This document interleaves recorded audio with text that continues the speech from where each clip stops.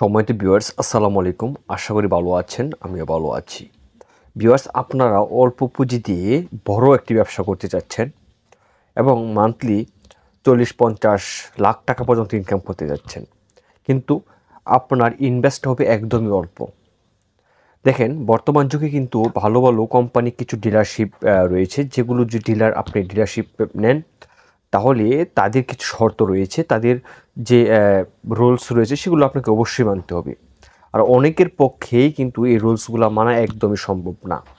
কিংবা আপনি যে থানায় ডিলারশিপ নিতে যাচ্ছেন সেই থানায় অলরেডি তাদের ডিলার রয়েছে, তাহলে কেন আপনাকে তারা ডিলার দেবে?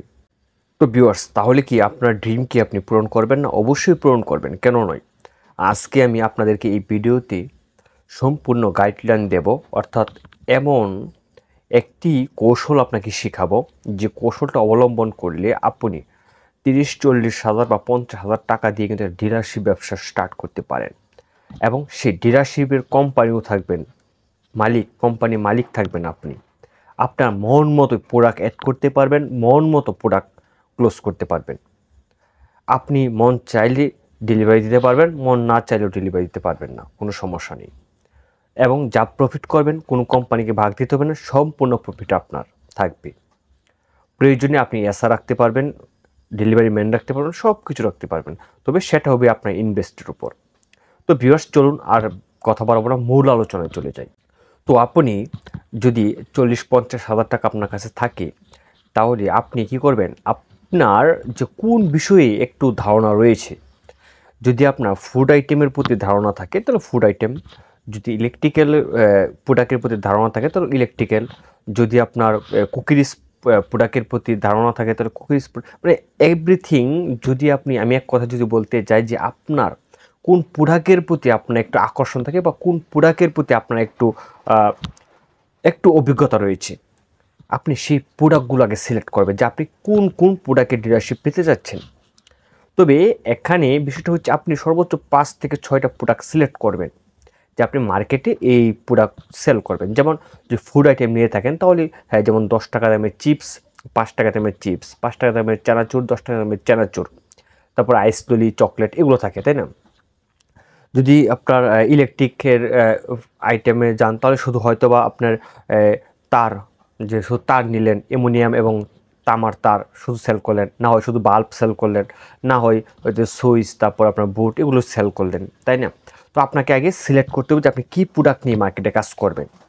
তো হ্যাঁ ভিউয়ার্স, আপনি প্রোডাক্ট সিলেক্ট করলেন, প্রোডাক্ট সিলেক্ট করে আপনি কী করবেন? চলে যাবেন পাইকারি মার্কেটে। যেমন আপনার বিভাগীয় বা জেলায় কিন্তু পাইকারি মার্কেট রয়েছে। যদি আসলে বাংলাদেশের সবচেয়ে বৃহত্তম মার্কেট হচ্ছে ঢাকা। যদি আপনি কুকিরিজ পণ্য কিনতে যান তাহলে আপনার নবাবপুর রয়েছে, তারপর আপনার বেগম বাজার রয়েছে, চক বাজার রয়েছে, তারপর ফুড আইটেমও কিন্তু চক বাজার, বেগম বাজারে ফুড আইটেমও পাওয়া যায়। হ্যাঁ, তো আপনার যদি আপনি ইলেকট্রিক্যাল প্রোডাক্ট কিনতে চান তাহলে ঢাকা ঝিঞ্জিয়া রয়েছে, নবাবগঞ্জ রয়েছে, নবাবপুর রয়েছে, এগুলোর মাঝে কিন্তু অ্যাভেলেবেল পাওয়া যায়। হ্যাঁ, এটা খোঁজখবর নিলেই কিন্তু আপনি পেয়ে যাবেন। আর যে প্রোডাক্টটা নিয়ে আপনি ব্যবসা করতে চাচ্ছেন সেই প্রোডাক্টটা অবশ্যই ইউটিউবে সার্চ দেবেন যে পাইকারি মার্কেট, তাহলে কিন্তু সমাধান পেয়ে যাবেন এখানে। আশা করি দামসহ পেতে পারেন। তো আপনি সেই প্রোডাক্টগুলো কী করবেন? পাইকারি প্রোডাক্টগুলো যে কোনো প্রোডাক্ট হতে পারে, কিনে নিয়ে আসবেন বাড়ি, বা আপনি একটা গুড়াউন নিলেন, সে গুড়ায় কিনে নিয়ে আসলেন। আনার পরে এর পূর্বে আপনার কী করতে হবে? একটা ট্রেড লাইসেন্স করবেন ইউনিয়ন বা সিটি কর্পোরেশন থেকে, 500 টাকা সর্বোচ্চ লাগবে। বাস, কাগজপত্রের ঝামেলা শেষ। তারপর আপনি কোনো ছাপাখানার দোকান থেকে কী করবেন? আপনার ক্যাশ মেমো করবেন। যে দেখেন যে অর্ডার যে কাটে, অর্ডার কাটে না, ওই রকম আপনার ক্যাশ মেমো থাকে না, ওই এরকম ক্যাশ মেমো করবেন, যাতে অর্ডার কাটার জন্য। আর অবশ্যই পণ্যের নাম দিলে ভালো, আর না দিলে সমস্যা নেই, আপনি হাতে লিখে নেবেন, তাই না? তো আপনি কী করবেন? তো প্রথম অবস্থায় লাভটা একটু কম করতে চেষ্টা করবেন। আপনি এভাবে আপনি প্রোডাক্ট আপনি নিয়ে এসে আপনার গুদামজাত করে, তারপর আপনি মনে করেন মনে করেন যে আপনাকে ডেলিভারি ম্যান রাখবেন অটো ভাড়া করে, হ্যাঁ, অটো সহ, তো ডাকতে পারেন। তাছাড়া যদি মনে করেন যে না, আমি আগের দিন অর্ডার কেটে আসবো, পরের দিন আমি অটো রিজার্ভ করে মালগুলো অটোর মাঝে ঢুকে তারপর আমি নিজেকে ডেলিভারি দিয়ে আসবো, তাও পারেন।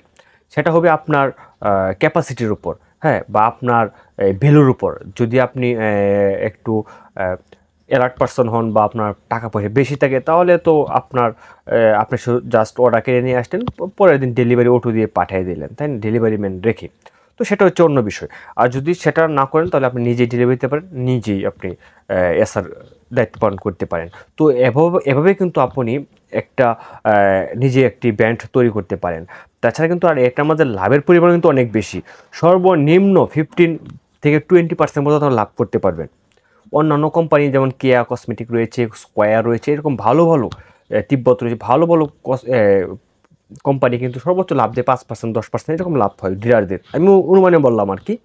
তো সেক্ষেত্রে এটার মধ্যে আপনি 15 থেকে 20% পর্যন্ত লাভ করতে পারবেন, এটার সম্ভাবনা রয়েছে। তো ভিউয়ার্স, অবশ্যই ব্যবসাটা একটু বিবেচনা করবেন, একটু মাথায় নেবেন। হ্যাঁ, এক তরুণ উদ্যোক্তা গড়ে হচ্ছে এই চ্যানেলের মূল লক্ষ্য। আর অ্যাকচুয়ালি হট করে জেনে না জেনে, না বুঝে, না শুনে হট করে কোনো কিছু সিদ্ধান্ত নেওয়া উচিত নয়। তাই একবার নয়, 10 বার নয়, 20 বার নয়, 50 বার ভাববেন, তারপর যে কোনো জায়গায় ইনভেস্ট বা ব্যবসা শুরু করবেন। তো ভিউয়ার্স, অবশ্যই চ্যানেলে ভিডিও দেখে ব্যবসা শুরু করবেন না। আমি জাস্ট শুধু আপনাদেরকে ধারণা বা ব্যবসার নতুন নতুন আইটেমগুলো আমি আপনাদের সামনে উপস্থাপনা করি, আর কিছু নতুন কিছু দেওয়ার চেষ্টা করি। তো অবশ্যই আপনার মন্তব্যটা কি অবশ্যই এই ভিডিওর কমেন্টে জানাবেন, এবং ভিডিওটা ভালো লেগে লাইক দেবেন, এবং চ্যানেলটা সাবস্ক্রাইব করে বেল বাটনটি বাজিয়ে রাখবেন পরবর্তী ভিডিওর নোটিফিকেশন পাওয়ার জন্য। আজকের মতো এখানেই বিদায় নিচ্ছি। ভালো থাকবেন, সুস্থ থাকবেন। দেখা হবে অন্য কোনো ভিডিওতে, অন্য কোনো বিষয় নিয়ে, অন্য কোনো আলোচনায়। খুদা হাফেজ।